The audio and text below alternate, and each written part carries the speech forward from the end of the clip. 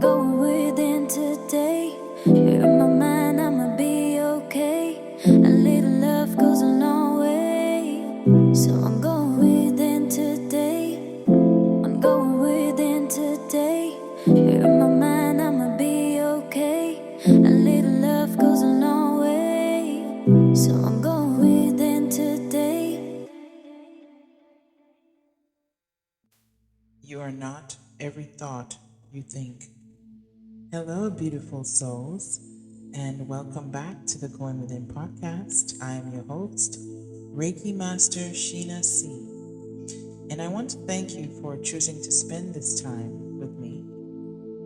Whether you're driving home after a long day, taking a walk, folding laundry, or even simply sitting in a quiet room, I'm very grateful, very, very grateful that you're here today.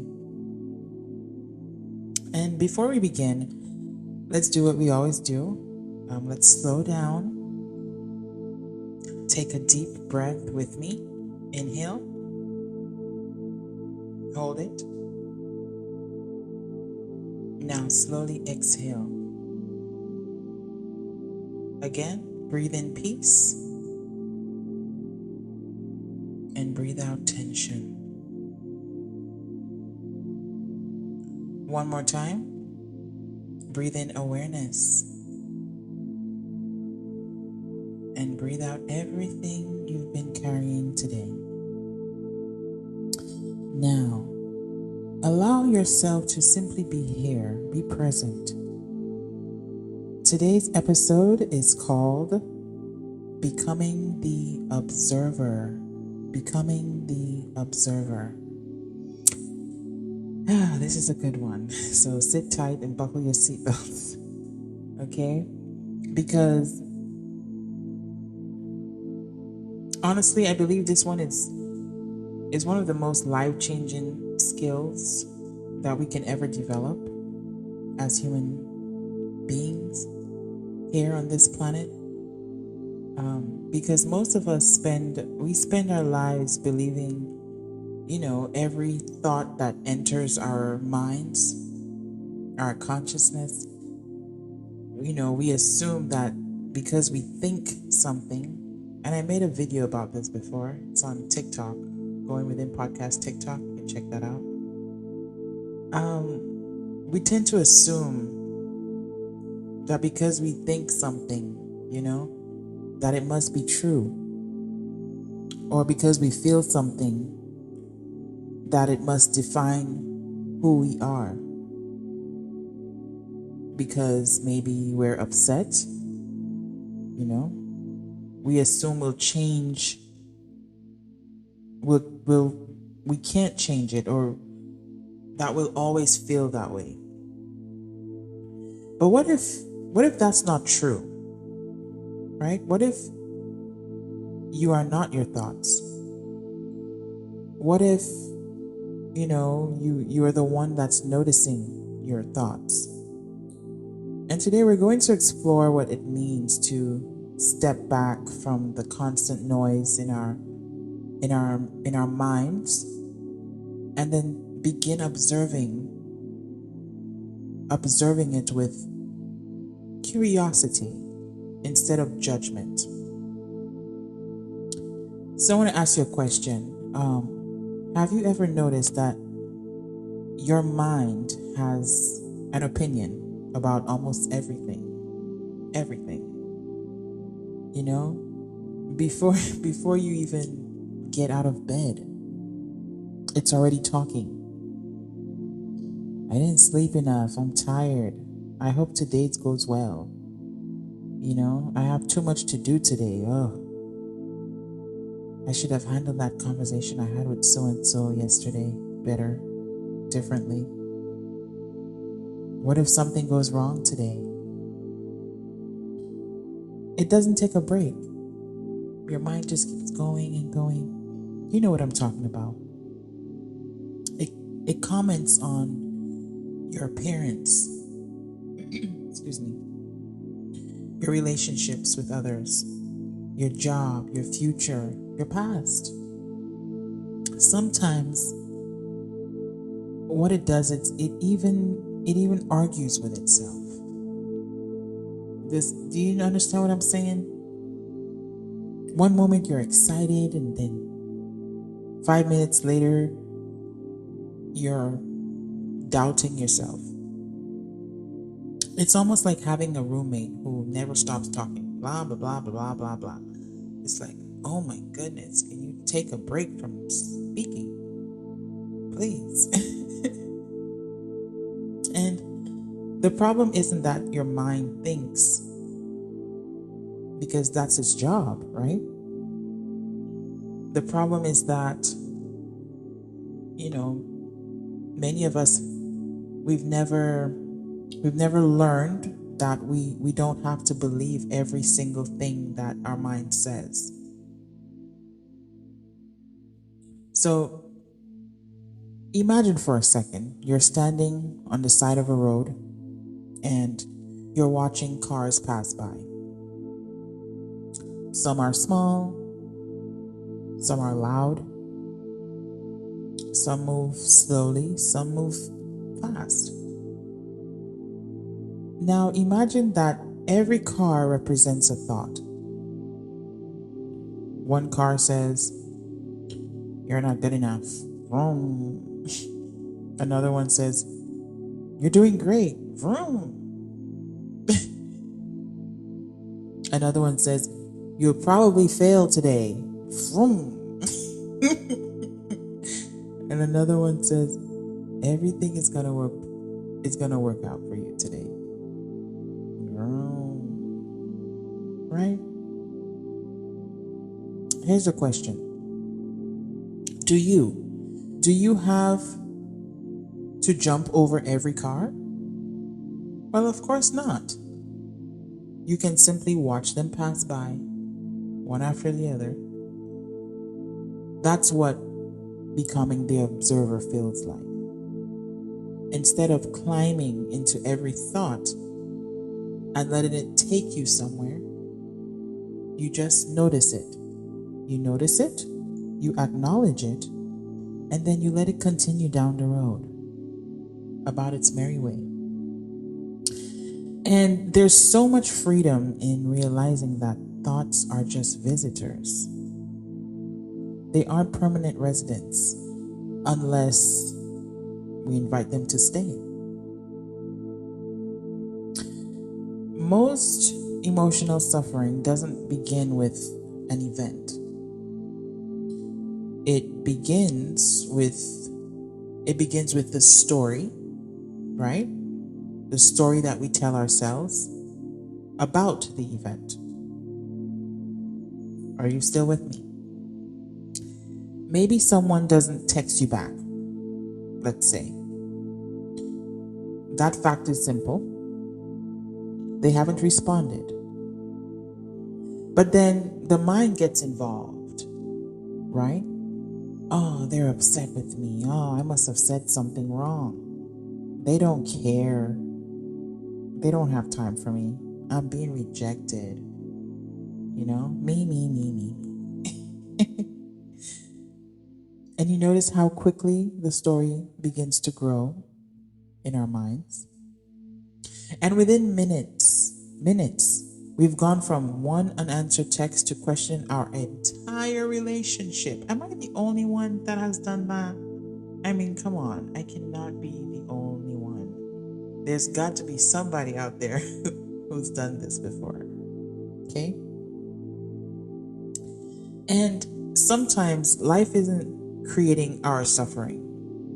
Okay? Life is not creating our suffering. Our interpretation of it is. That doesn't mean that your feelings are not real or valid, right? They are, in fact.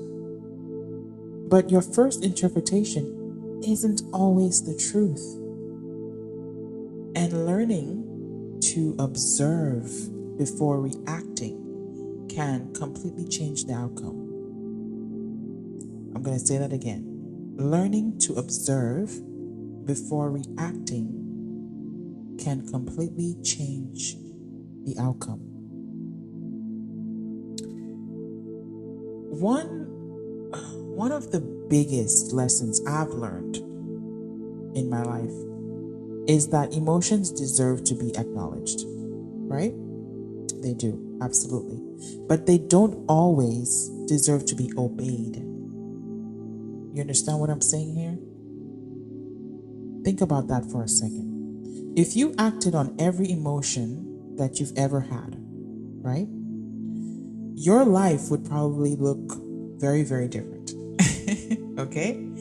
You might end up in jail, all right? Or prison. Now, we've all had moments, where we wanted to quit something because we were frustrated, we wanted to say something we couldn't take back because we were angry.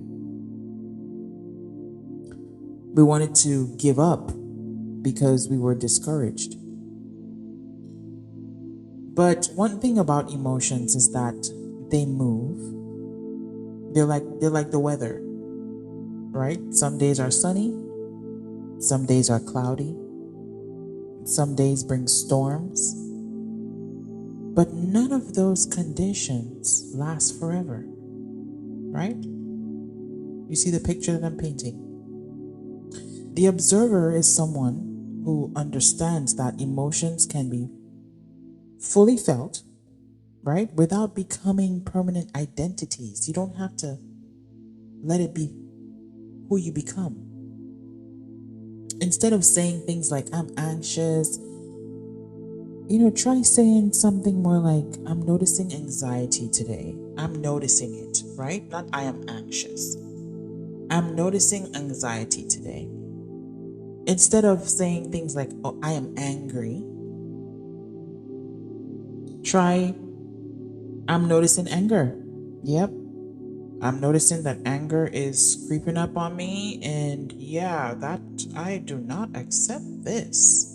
Or I do. It's totally up to you. It's totally your choice.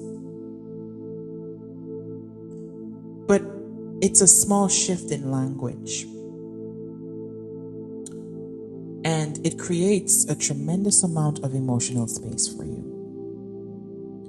Okay? Because you're no longer becoming emotion. You're not becoming the emotion. You're witnessing the emotion. You see where I'm going with this? You're no longer experiencing it, you're observing it. That's a shift. That's what you call a shift. Okay? I think one of the greatest gifts we can give ourselves as human beings, okay, is that space between stimulus and response. Let me give you an example. So someone says something to you that was very, very hurtful. You pause. A mistake happened at work. You pause. You receive criticism, especially negative criticism. You pause. You feel disappointed. Pause. That tiny moment creates possibility. Without the pause, we react automatically.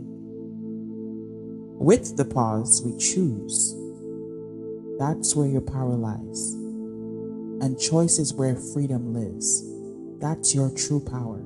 You have the ability to pause and analyze and choose. Most of us, we have an inner critic. I know I do. And mine has shown up plenty of times. Okay? Plenty of times. Oh boy. And maybe yours says, you should be further along in life. Okay? That's one of mine. You should be further along in life. You're not ready. You're going to mess this thing up. You'll never change. For years, I thought the goal was to silence that voice completely, right? Today, I see it differently. The goal isn't silence. The goal is perspective. The observer hears the inner critic, okay, without handing it the microphone, so to speak, right? That's a very important difference. Because every voice inside your mind, it doesn't deserve equal authority. Absolutely not. If you're still here with me, thank you. I just want to thank you. Okay? And I just want us to pause for a second. And I want you to take a deep breath with me. Okay? I want you to inhale, hold it, and gently exhale. And as you breathe, I want you to notice something. Your breath doesn't ask permission to come and go. It simply flows. Your thoughts can be like that too. They can come and they can go. And you don't have to chase every single one of your thoughts. You know what I'm saying? Today, we can just breathe. Breathe. Allow ourselves to breathe. Notice yourself breathing. Observe yourself breathing. Observe the flow.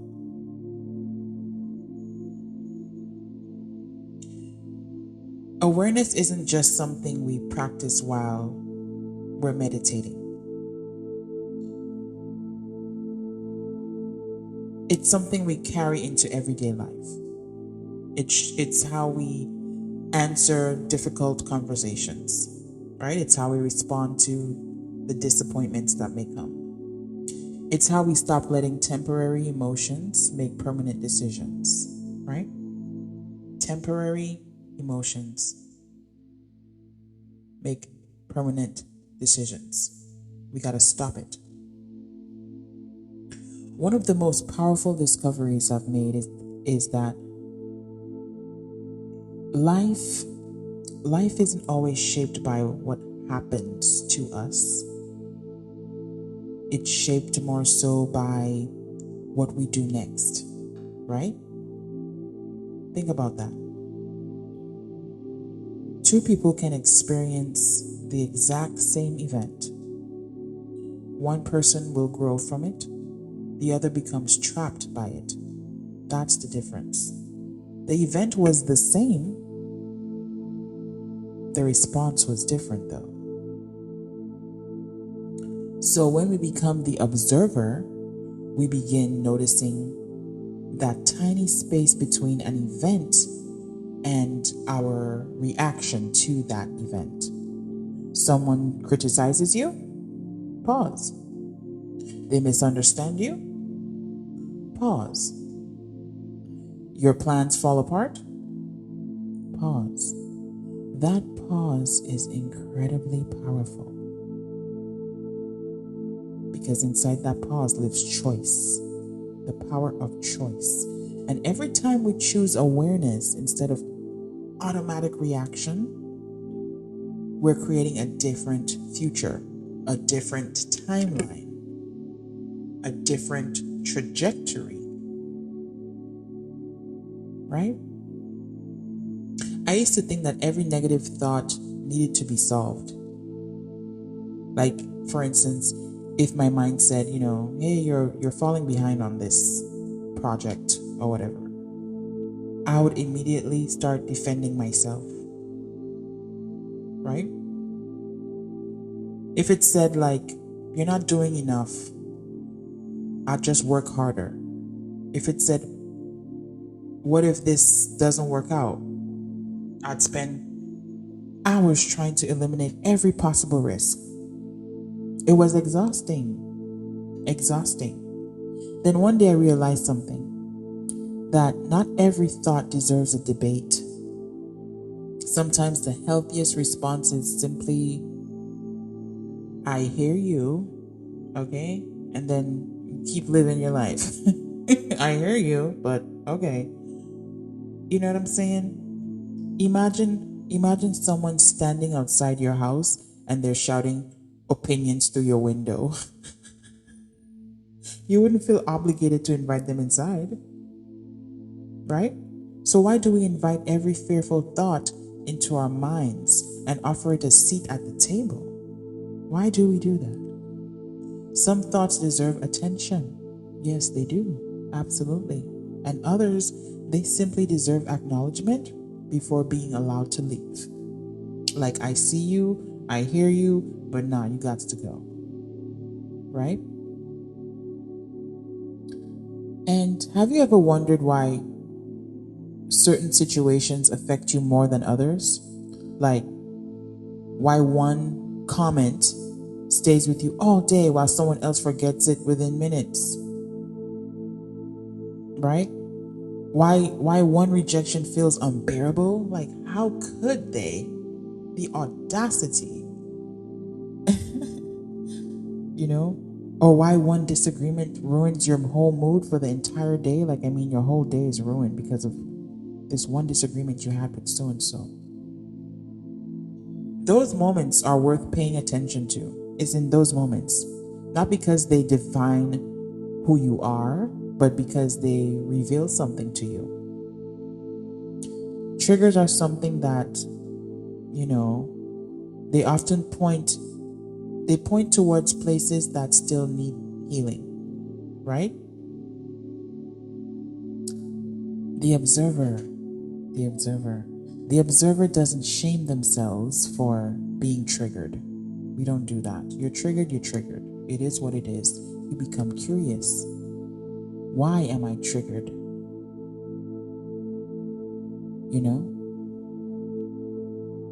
Instead of asking, what's wrong with me? It's better to ask, what is this reaction trying to teach me? Right? That's a completely different conversation. Curiosity opens doors that criticism never could. Yeah. Curiosity opens doors that criticism never could. There's a saying about curiosity and the cat. I know you've heard that one before. But one thing I'm going to reveal to you today is that saying is not complete. So the saying goes, curiosity killed the cat, right? But it's not complete. It's not complete. The complete version is, curiosity killed the cat, but satisfaction brought it back to life.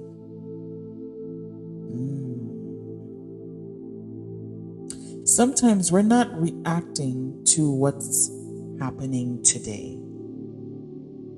Sometimes what we're doing is that we're reacting to something that happened years ago, right? It's just triggering. A friend canceled some plans and it reminds you of being left out as a child, right? Your boss gives constructive feedback and it reminds you of never feeling good enough as a child.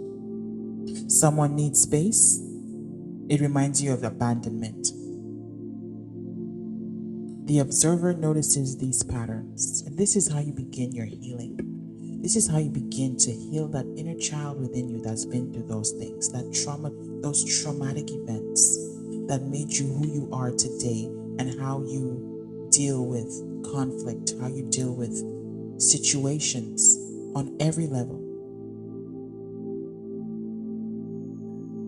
When the observer notices these patterns, it's not to relive these patterns, it's not to relieve these events, it's to understand them, right?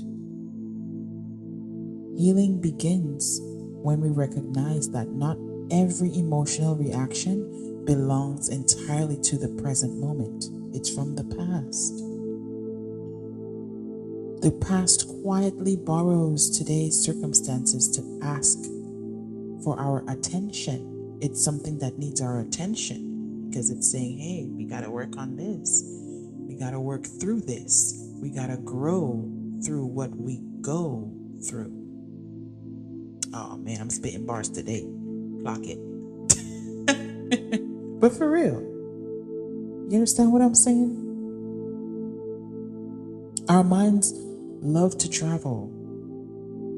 They travel into the future. What if this happens? Or what if I fail? Or what if that happens? What if everything falls apart? Then they travel to the past. I should have done this. I wish I had said this. Or if only I. Meanwhile, life is happening right here in this breath, in this moment, in this now. Right? The observer gently returns again and again to what's actually happening instead of getting lost in what might have happened or what already happened. There's incredible peace. There's incredible peace in asking yourself, what is true right now? Now. Not what happened years ago, not what happened 2 seconds ago, not what's going to happen 5 minutes from now, but right now. Right? You're breathing right now. You're here right now. You always have another opportunity to begin again. People often ask, how do I find peace? How do I find peace? And I don't think peace is something that we find, okay? I think it's something that we practice. Hear me out. Peace is something that it's practiced every time we pause before reacting. That's how you practice it. Every time we choose understanding instead of assumption, right? Every time we notice fear without allowing it to take over us. Every time we remember that our thoughts are passing clouds, not permanent truths, just passing by, passing clouds, okay? Peace isn't something that's absent of challenges. It's the presence of awareness during those challenges. How aware are you? Here's a question I'd love for you to sit with this week. Okay? Who would you be? Listen very carefully. And I really want you to jot this down in your journal. Who would you be if you stopped believing every story your mind tells you? Who would you be? The story that says you're behind, the one that says you're too late, the one that says you're not enough, the one that says you'll never change. Who are you without those stories? Maybe you're already enough. Maybe you're already growing. Maybe you're already becoming the person you've been searching for. Right? Not someday, but now.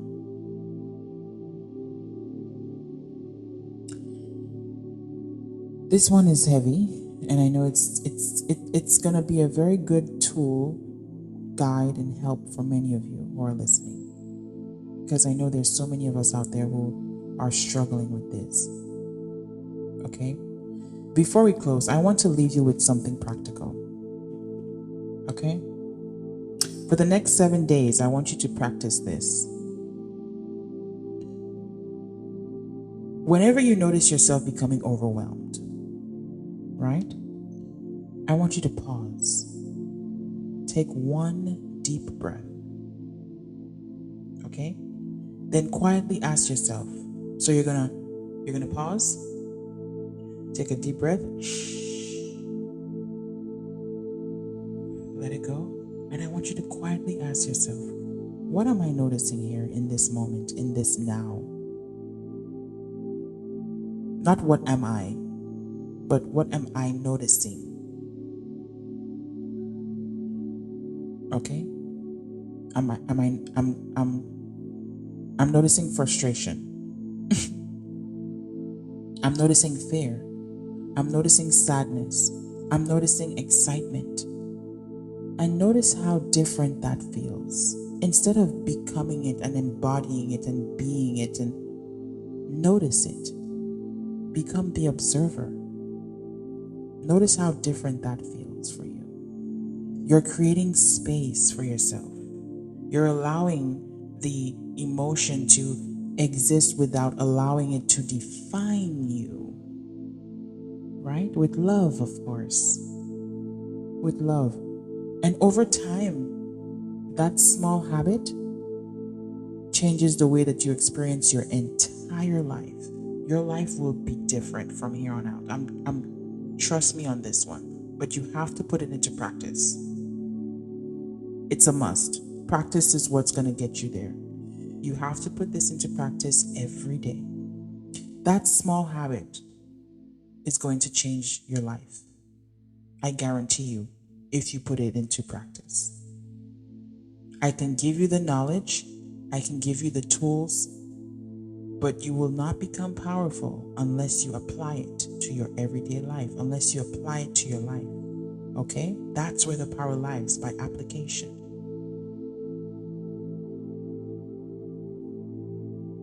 And as we close today, this episode, I want you to think about this. I want you to think about what thoughts have you been treating as facts, right? What emotions have you been carrying as permanent identities? What if you stopped fighting your mind and simply began watching it? Not with judgment, not with shame, but just with compassion and curiosity. Because awareness is where healing truly begins. Okay?